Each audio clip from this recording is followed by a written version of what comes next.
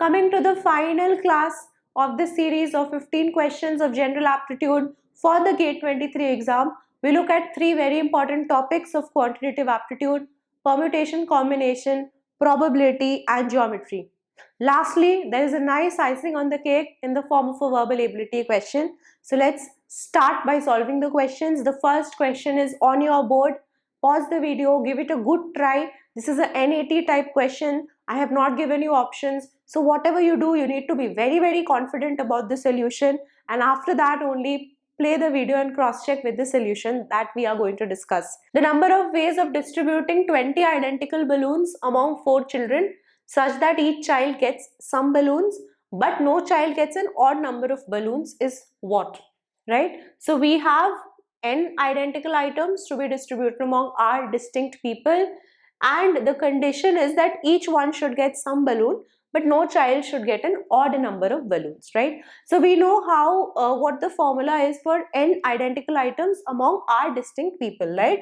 N plus r minus 1 c r minus 1. This gives me the simple formula or simple number of ways, total number of ways by which we can distribute our identical items among our distinct people. People means they are going to be distinct, right?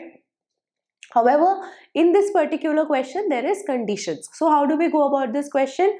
Suppose the 4 children are getting, the first child is getting A number, the second child is getting B, third is getting C, and the last one is getting D. And I know that the total number of balloons is equal to 20. That is something that we have. But we also know that they are going to get something, so this A, B and C, D can't be 0, but at the same time they can't be odd. So the minimum value that they are going to take up is a 2. So how can I express this A? The minimum value it takes is 2, and it also has to be an even number, so it can't be an odd number. So I can express this A as, let's say, 2p plus 2, where p can be anything 0, 1, 2 and so on. Is it possible or not? Can I express this A as 2p plus 2? If I do that, then when p is equal to 0, the minimum value that A takes up is going to be 2, and that's what we want. We want each child to have some balloon, but no odd numbers are possible. So I can write this A as 2p plus 2. This B can be written as 2q plus 2. C can be written as 2r plus 2, and D can be written as 2s plus 2, and that is equal to 20. So let us simplify. We will have 2p plus q plus r plus s, 1, 2, 3 and 4. So 8 is equal to 20. So I have p plus q plus r plus s is equal to 20 minus 8 is a 12. 12 divided by 2 is a 6. So finally we are left with p plus q plus r plus s is equal to 6, means this is nothing but 6 identical items distributed among 4 people. So we can simply plug it in this formula, and that is going to give me 6 plus r minus 1 c r minus 1. That is 9c3. If you simplify, whatever you get, that is going to be the final answer. I think it is going to come out to be 84. So the final answer is going to be 84. Is this clear? So when we simply have n identical items among r distinct people, we are going to plug the values in the formula and get it. However, here we have two conditions. First, the value cannot be 0. Second, it can't be odd. So the minimum number that we start with is 2. And how can we express that? We can express that as 2p plus 2, where this p can be 0. Right? If p is 0, then the first guy gets 2.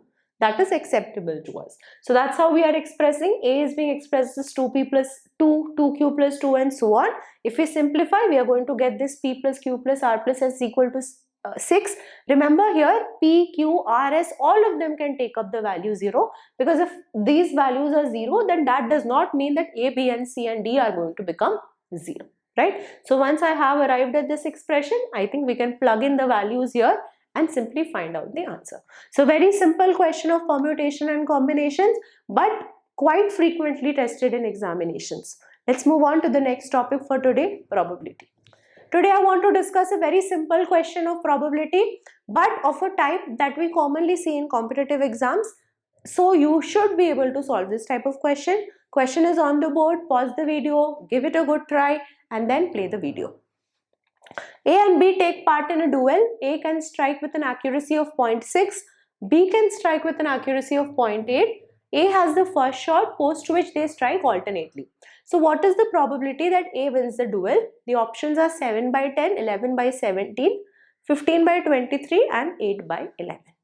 Okay, so very simple question. We have two people. The probabilities of hitting the target or striking has been given to us, and we want to find out the probability that A wins, right? So here what do we have?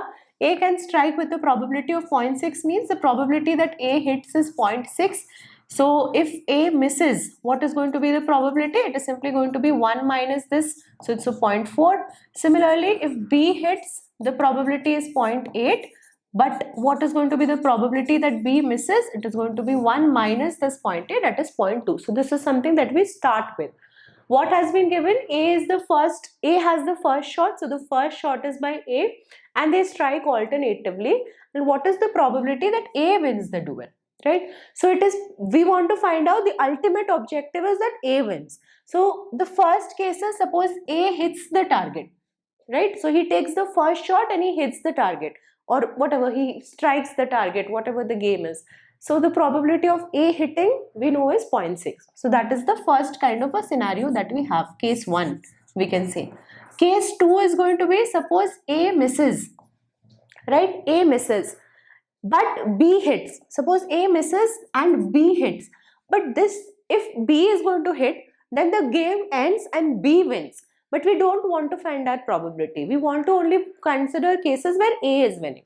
So in this case, B is also going to miss, and then the third shot is taken by A and A wins. This is going to be by case 2. So A misses, we know is 0.4. B also misses, which is 0.2, and then A hits, that is 0.6. They are all going to be multiplied because they are AND events, right? So A misses and B misses and A hits. Similarly, if I look at case 3 will be A is missing, B is missing, again A misses, B misses, and then A hits the target. And this is how we are going to calculate the probabilities. So let us see what we are going to eventually end up with. The first case is A hits the first shot, 0.6. Second case, A misses, B misses, A hits. That's the probability. Case 3, again A misses, B misses, A misses, B misses, A hits. This is the probability. So total probabilities when we are going to add them all. Why add them? Because it's going to be either case 1 or case 2 or case 3. So case of OR means we are going to add everything up. So this is nothing but an infinite GP. Infinite GP with first term is 0.6 and the common ratio is 0.4 into 0.2. So what is the sum of an infinite GP? Sum of infinite GP is given by A divided by 1 minus R. So A is 0.6 and this is 1 minus 0.08. That is 0.6 upon 0.92. This can be written as 60 upon 92. And if I simplify, I'll get a 30 and a 46, 15 upon 23. So the final probability is going to be 15 upon 23. Now let us look at this question of the topic geometry. This question is based on a concept that has been tested by GATE in the recent years across all branches. So I hope all of you will definitely be able to solve it. The question is right on the board. The figure has been given, options have been given. Give it a good try before you start watching the solution. What has been given to us? What is the area of the inner equilateral triangle if the side of the outermost square is A? So we know that this outermost figure is a square and the side has been given to us as A, and we also know that this inner triangle is an equilateral triangle because that's what the question has been given to us. So let this be PQR, suppose, and ABCD has been given to us as a square. So this outer polygon is a square, inside that is a square, inside which is a circle, and inside which is an equilateral triangle, and we want to find out the area of the equilateral triangle, right? So I think the starting point of the question is pretty easy because we have the side as A, so definitely this is going to be A by 2, and similarly this part is also going to be a by 2. So I can find out BC simply by Pythagoras theorem, right? So BC square is going to be equal to a by 2 whole square into 2. That's what we are going to have. So a square by 2 is going to be BC square, or I can say BC is equal to a upon root 2. So BC is equal to a upon root 2. Now if you observe carefully, this BC is going to be equal to the diameter of the particular circle. So if I consider the circle to have radius as equal to r, so I know that twice of this r is equal to a upon root 2, or I can say that r is equal to a upon 2 root 2. This is what we have, r as a upon 2 root 2, right? So if this is the center of the particular circle, so I know, let this be O, so this OR has been given to us as a upon 2 root 2, right? At least this much is clear. Now if you look closely, then this equilateral triangle is lying inside the circle, or another way to think of that is that the circle is circumscribing the equilateral triangle. So whatever is this radius of the circle is nothing but the circumradius of the equilateral triangle. So this r is nothing but the circumradius of the equilateral triangle. Circumradius of the equilateral triangle. So suppose the side of this equilateral triangle, let it be S, right? All of them are going to be S because it's an equilateral triangle. So suppose the side is S. Now all of you should know the formula for circumradius of equilateral triangle. Circumradius, in radius, area, all of these you should know of equilateral triangle. So if the side of this equilateral triangle is S, then its circumradius is given by S upon root 3. S upon root 3. So I can equate this a upon 2 root 2 with this S upon root 3 and express S in terms of a. So let's do that. So we have a upon 2 root 2 is equal to S upon root 3, or I can say S is equal to root 3a upon 2 root 2. So if the side of the equilateral triangle has been given to us, what is going to be the area of an equilateral triangle? It is nothing but root 3 by 4 into the side square.